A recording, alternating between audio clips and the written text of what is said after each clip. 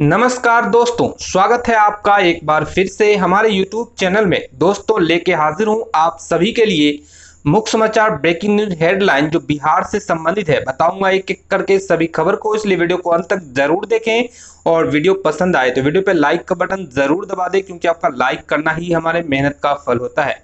तो दोस्तों बढ़ते हैं आगे। आज की सबसे पहली बड़ी खबर बता, बिहार में शिक्षकों से वसूल होगी ली गई अधिक राशि, वेतन निर्धारण में भी किया जाएगा संशोधन।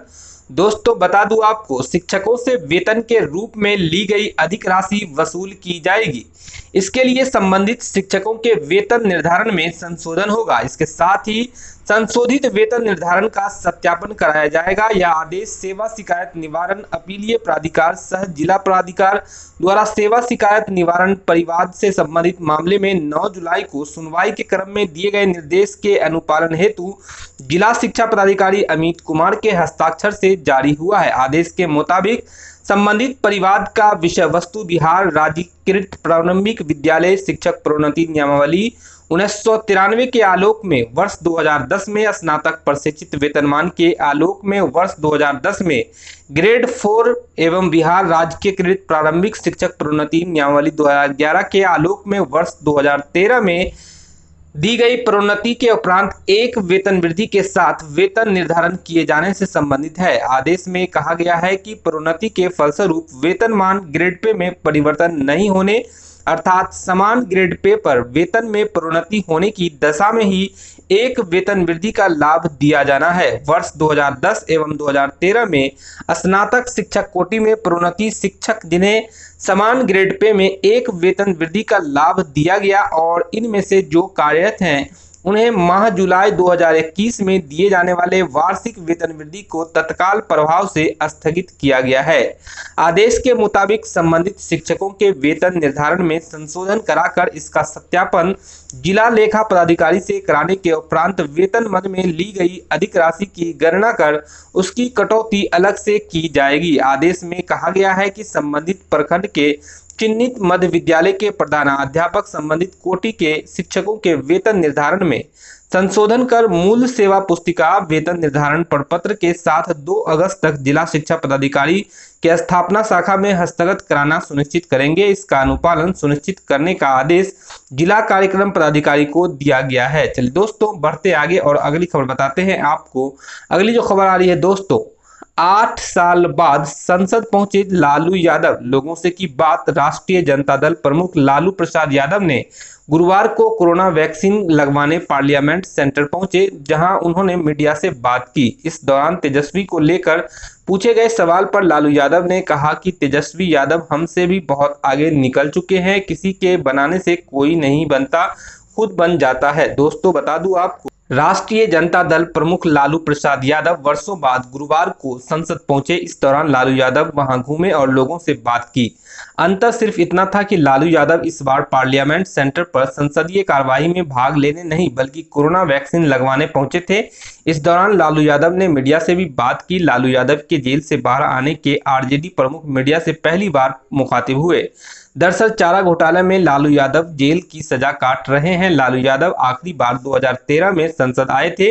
लालू ने 2009 में आखिरी बार लोकसभा चुनाव लड़ा। उस वक्त लालू यादव ने 2 लोकसभा सीटों से सारण और पाटलिपुत्र से चुनाव लड़ा था। सारण से लालू यादव को जीत मिली थी और वे केंद्र के मनमोहन सरकार में मंत्री बने थे, लेकिन 2013 में चारा घोटाले में सजा सुनाए जाने के बाद लालू यादव चुनाव लड़ने पर रोक लग गई, जिसके चलते वो 2014 का लोकसभा चुनाव भी नहीं लड़ सके थे। चलिए दोस्तों बढ़ते हैं आगे और अगली खबर बताते हैं आपको। अगली जो खबर आ रही है दोस्तों, रिटायर होने के मूड में है जीतन राम मांझी, बोले सदन में यह मेरा अंतिम कार्यकाल है। दोस्तों बता दूं आपको, पूर्व मुख्यमंत्री जीतन राम मांझी ने राजनीति से रिटायर होने का मूड बना लिया है। बुधवार को कहा कि 23 मार्च को विधानसभा में हुई घटना निंदनीय है।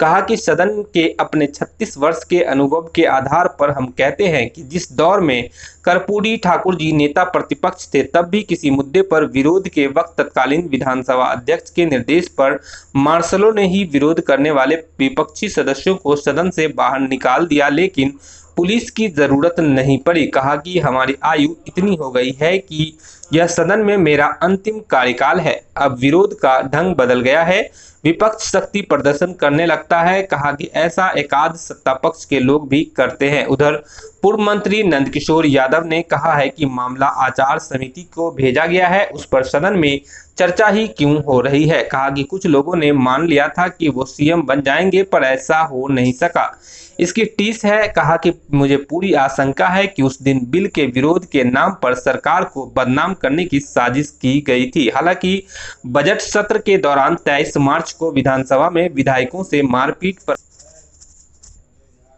प्रकरण पर गतिरोध बुधवार को खत्म हो गया। विधानसभा अध्यक्ष द्वारा कार्यमंत्री समिति की बैठक में विधायकों संग मारपीट मामले में चर्चा कराए जाने का भरोसा दिलाया गया।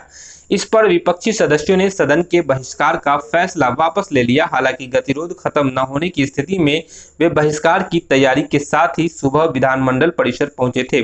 विधानसभा अध्यक्ष विजय कुमार सिन्हा ने नेता प्रतिपक्ष तेजस्वी यादव पर व अन्य विपक्षी नेताओं को सदन की कार्रवाई शुरू होने के पूर्व अपने कक्ष में बुलाकर बात की। विधानसभा अध्यक्ष ने सदन की कार्रवाई में विपक्ष से शामिल होने का अनुरोध किया और भोजन अवकाश के बाद 1 बजे से कार्यमंत्री समिति की बैठक में पूरे मामले पर विचार करने का आश्वासन दिया। इसके बाद विपक्ष के तेवर नरम पड़ गए। बैठक में शिक्षा मंत्री विजय कुमार चौधरी, ग्रामीण विकास मंत्री श्रवण कुमार, राजद के मुख्य सचेतक ललित यादव, भाकपा माले के महबूब आलम सहित अन्य नेता भी शामिल हुए। इसके बाद पुनः 1 बजे से विधानसभा के कार्यमंत्री समिति की बैठक हुई, जिसमें सभा अध्यक्ष के समक्ष सभी ने सदन की कार्रवाई में शामिल होने को लेकर सहमति जताई। नेता प्रतिपक्ष ने बैठक के बाद कहा कि सदन में ही सभा अध्यक्ष द्वारा इस पर आगे की बात रखी जाएगी। दूसरी पाली सदन की कार्रवाई शुरू होते ही नेता प्रतिपक्ष तेजस्वी यादव ने बैठक की बात सदन को बताने का अनुरोध अध्यक्ष से किया, तो उन्होंने कहा कि विधायिकी कार्य पूरा होने के बाद 23 मार्च की घटना पर चर्चा की जाएगी। चलिए दोस्तों, बढ़ते आगे और अगली खबर बताते हैं आपको। अगली जो खबर आ रही है दोस्तों, बिहार गवर्नमेंट स्कूल की हालत कितनी खस्ता है जब एक बच्चे ने नीतीश के सामने खोली थी पोल। दोस्तों बता दूं आपको, नेताओं अधिकारियों के बच्चे सरकारी स्कूल में नहीं पढ़ते। नेता अधिकारी सरकारी अस्पताल में इलाज नहीं कराते। सरकारी स्कूल मतदान केंद्र बनकर नेताओं की किस्मत तो तय कर देते हैं, लेकिन आम आदमी के बच्चों का भविष्य सुनहरा नहीं कर पाते। बिहार में सरकारी स्कूलों और शिक्षा की सच्चाई किसी से छिपी नहीं है। 6 साल पहले पटना में मुख्यमंत्री नीतीश कुमार के सामने ही सरकारी स्कूलों का चुभता सच कुमार राज नाम के बच्चे ने बताया था। 6 साल पहले मुख्यमंत्री इस बच्चे के सीधे सवालों को सिर झुकाकर सुनते रहे, बाद में माला पहनाकर चले गए। अगली खबर जो आ रही दोस्तों, किसी का कुर्ता फटा तो कोई भाग भी नहीं पाया। पटना पुलिस ने वार्ड सचिवों पर निर्मम तरीके से भांजी लाठियां। दोस्तों बता दूं आपको, बिहार की राजधानी पटना में पुलिस ने प्रदर्शनकारी वार्ड सचिवों पर लाठियों की बरसात कर दी। गुरुवार को पटना के जेपी गोलंबर के पास सड़क रन क्षेत्र में बदल गया। पहले प्रदर्शनकारियों पर पुलिस ने वाटर कैनन चलाया और उसके बाद भी जब प्रदर्शन नहीं रुका तो पुलिस ने लाठी चार्ज कर दिया। हाल ये हो गया कि वार्ड सचिव प्रदर्शनकारियों में से किसी का कुर्ता फटा तो कोई भाग भी नहीं पाया। पुलिस के सामने जो आया उसे ही लाठियों से धून दिया गया। अगली खबर जो आ रही दोस्तों, नाराज भाजपा को मनाने दिल्ली पहुंचे मुकेश सहनी। बिहार में सरकार के अंदर घमासान मचा हुआ है। एनडीए में सहयोगी दल के रूप में शामिल विकासशील इंसान पार्टी के मुखिया मुकेश सहनी से भाजपा के कई नेता नाराज चल रहे हैं। वहीं इस बीच अब सहनी उनकी नाराजगी को दूर करने को लेकर दिल्ली पहुंच गए हैं। बिहार सरकार के मंत्री मुकेश सहनी दिल्ली पहुंच गए हैं। इस दौरान वो एनडीए के बड़े नेताओं से मिलेंगे। मुकेश सहनी के दिल्ली पहुंचने का मुख्य वजह उनका उत्तर प्रदेश सरकार द्वारा फूलन देवी की प्रतिमा के अनावरण पर रोक के बाद एनडीए द्वारा बुलाई गई बैठक में भी हिस्सा नहीं लेना बताया जा रहा है। दोस्तों बता दूं आपको, साथ ही उनका बैठक में न शामिल होने के बाद यह कहना कि एनडीए में सिर्फ जदयू और भाजपा की सुनी जाती है, जिसके बाद भाजपा के कई बड़े नेताओं ने उससे नाराज हो गए। इसके अलावा उनकी खुद की पार्टी के विधायकों ने भी मुकेश सहनी के इस फैसले को गलत बताया था। इसके बावजूद सहनी ने एक वीडियो जारी करके कहा था कि कुछ लोग पर्दे के अंदर रहकर हमारी पार्टी के अंदर खेल खेलना चाहते हैं। ऐसे लोगों को कहूंगा कि दम है तो पर्दे के बाहर आइए, नहीं तो पर्दे में आग लगा देंगे। उन्होंने चेतावनी भरे लहजे में कहा है कि सोच समझकर कोई रणनीति बनाइए, जिसके बाद से भाजपा का उनके प्रति नाराजगी और अधिक बढ़ गई। वहीं इसके बाद अब नाराज भाजपा को मनाने मुकेश सहनी खुद दिल्ली पहुंच गए हैं, जहां सूत्रों से मिली जानकारी के अनुसार वो भाजपा की नाराजगी को जल्द से जल्द दूर करने की कोशिश करेंगे। वहीं कुछ राजनीतिक जानकारों का यह भी कहना है कि सहनी उत्तर प्रदेश में अपनी भागीदारी चाहते हैं, इसलिए वो दिल्ली में भाजपा के बड़े नेताओं से मुलाकात करने गए हैं, ताकि उनकी नाराजगी को दूर कर बिहार के बाद उत्तर प्रदेश में भी आपसी सहयोगी के साथ चुनाव लड़े। मालूम हुआ है कि इससे पहले भी सहनी कह चुके हैं कि वो उत्तर प्रदेश में 150 से अधिक सीटों पर उम्मीदवार उतारने वाले हैं।